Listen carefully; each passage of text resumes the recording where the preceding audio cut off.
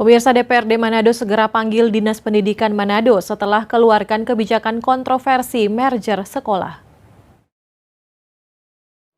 Usai menerima aspirasi dari warga kepulauan terkait kebijakan penggabungan dua sekolah dasar di Pulau Bunaken SD Impres dan SD 01, pihak DPRD Manado memastikan segera memanggil Dinas Pendidikan Manado untuk hearing.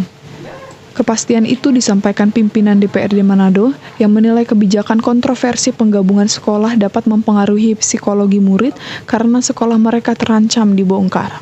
Tak hanya itu, kebijakan merger juga seharusnya tak bisa diputuskan secara sepihak, tetapi melibatkan semua pihak, baik pihak sekolah, orang tua murid, dan warga. Saya berharap dari Dinas Pendidikan bisa mengevaluasi lagi atau mengkaji lagi atau berpikir lagi untuk langkah-langkah yang seperti ini. Karena apa fungsi, apa faedahnya ketika merger ini dilakukan kalau ada satu pihak yang dirugikan. Karena secara tidak langsung anak-anak atau orang tua mengalami gangguan psikis dalam hal ini. Dan ini tidak mudah.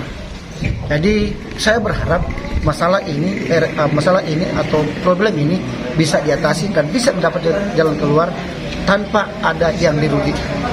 Merger sekolah tidak mudah karena menyangkut administrasi, manajemen, inventaris, sampai mutasi orang tua, sehingga berpotensi wali murid resah dengan isu merger yang akan dilakukan. Mereka mengkhawatirkan masa depan pendidikan anak-anak mereka. Rizky Awaran Kiran melaporkan untuk Kawanua TV.